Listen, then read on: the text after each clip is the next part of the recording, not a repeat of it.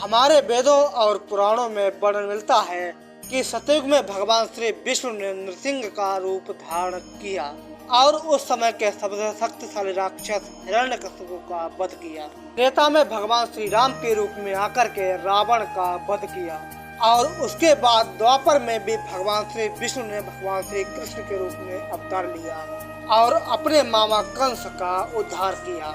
इस प्रकार से हम कह सकते हैं कि प्रत्येक युग में जब पाप और अत्याचार चरम पर हुए हैं तब भगवान श्री विष्णु ने किसी न किसी रूप में अवतार लेकर के उस समय के दुष्ट और पापी आत्माओं का विनाश किया। आपने हमारे पिछली वीडियो में देखा था कि जब कलयुग के अंत में पाप और अत्याचार चरम पर होंगे उस समय भगवान श्री विष्णु भगवान श्री कल्कि के रूप में अवतार लेकर के दुष्टों का संहार करेंगे और जो दुष्ट और पापी दुरात्मा होगी उसका नाम होगा काली पुरुष। लेकिन आज की वीडियो में हम बात करेंगे कि काली पुरुष का जन्म कब और कैसे होगा। काली पुरुष के जन्म के रहस्य को जानने के लिए हमें जाना होगा सतयुग में। एक बार ऋषि दुर्वासा इंद्र देवता से मिलने स्वर्ग लोग गए हुए थे, लेकिन इंद्रदेव वहां उन्हें नहीं मिल पाए। वे उस समय किसी राक्षस का वध करके अभी स्वर्ग लोग आए हुए थे। तब ऋषि दुर्वासा ने उनके स्वागत के लिए उन्हें फूलों की माला पहनाई। चूँकि इंद्रदेव अभी अपनी जीत की धुन में मग्न थे, वे मग्नता में फूलों की माला अपने गज यानी हाथी को पहना दिए और पुनः जब सभा शुरू हुई तो दुर्वासा ऋषि उनसे मिलने आए तो उन्होंने देखा कि उनके फूलों की माला हाथी के पैरों में पड़ी हुई है। ये देख दुर्वासा को क्रोध आ गया और उन्होंने श्राप दे डाला, जिस ऐश्वर्य के चलते तुमने मेरे उपहार का अपमान किया है वो ऐश्वर्य तुमसे छिन जाएगा। उसके बाद धन और मान की हानि होने लगी, देवता लोग कमजोर होने लगे। तब सभी भगवान विष्णु के पास पहुँचे। उसके बाद भगवान विष्णु ने उन्हें समुद्र मंथन करने को कहा और बोला कि आप लोगों को पुनः पहले जैसा होने के लिए क्षीर सागर से अमृत की आवश्यकता पड़े। क्योंकि अभी देवता कमजोर थे इसलिए इंद्रदेव ने असुरों के राजा बलि से समुद्र मंथन के लिए मदद मांगी। पहले तो राजा बल ने देवताओं को मना कर दिया क्योंकि वे जानते थे कि देवता लोग असुरों के साथ छल करेंगे, परंतु शुक्राचार्य के कहने पर राजा बल इस शर्त पर तैयार हो गए कि जो भी समुद्र मंथन से निकलेगा उसका बंटवारा होगा। उसके बाद मद्राचल पर्वत को गणदेव ने अपने चोंच में उठाकर क्षीर सागर में रखा और सर्पराज वासुकी को उस पर्वत में लपेट कर रस्से के रूप में लिया, परंतु मंथन नहीं हो पा रहा था क्योंकि मद्राचल पर्वत का आधार घूम नहीं रहा था। तब भगवान विष्णु ने कच्छ यानी कछुए का अवतार लेकर मद्राचल पर्वत को अपने पीठ पर रखा। इस प्रकार से मंथन की शुरुआत हुई। कहा जाता है कि समुद्र मंथन से 14 रत्नों की प्राप्ति हुई।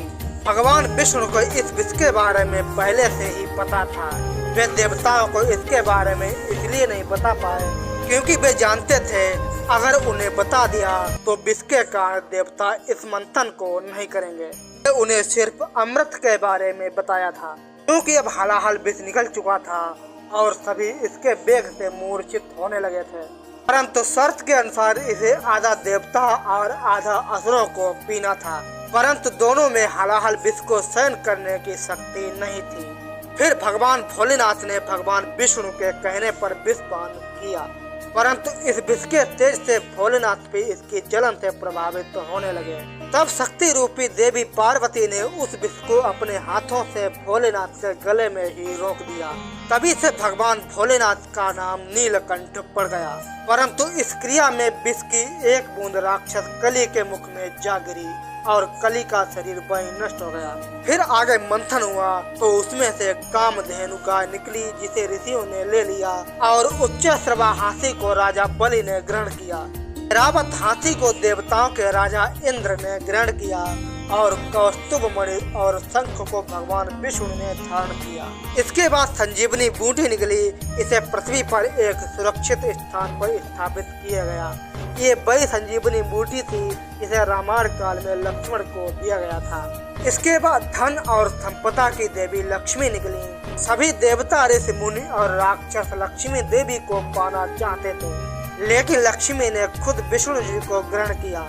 चंद्रमा निकले तो भगवान भोलेनाथ ने इसे ग्रहण किया, इसके बाद पारिजात वृक्ष और कल्प वृक्ष निकले, जिसे स्वर्ग में स्थापित किया गया। फिर निकली रंभा, जिसे स्वर्ग अप्सरा बनाकर स्वर्ग में रखा गया। इसके बाद निकली वारुणी देवी यानी सूरा देवी, जिन्हें गोडेज ऑफ एल्कोहल भी कहा जाता है। सबसे अंत में भगवान धन्वंतरि अपने हाथों में अमृत कलश लेकर निकले। इसी अमृत की छीना झपड़ी में कुछ बूंदें पृथ्वी के 4 स्थानों में गिरी, जो इस प्रकार से हैं: उज्जैन, नासिक, इलाहाबाद और हरिद्वार। और कहा जाता है कि हर 12 वर्ष में फिर से वो अमृत प्रकट होता है और उस वक्त स्नान करने पर रोग तो दूर हो जाते हैं। और इसी अमृत की कुछ बूंदें कलि पुरुष को मिल गईं, जिससे वो फिर से जीवित हो उठा, परंतु वो भौतिक रूप में नहीं आ सका।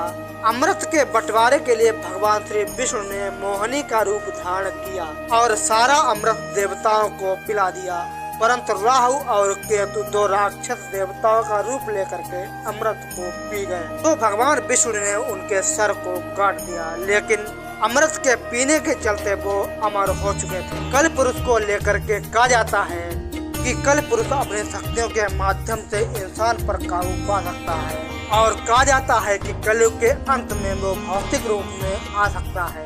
तब वो पाताल लोक से आसुरी शक्ति को आजाद करके इंसानों पर राज करेगा। जब कल पुरुष पृथ्वी पर पाप और अत्याचार फैलाएगा, जब चारों ओर जनता त्राहिमाम करने लगेगी, तब भगवान विष्णु का कल की अवतार होगा।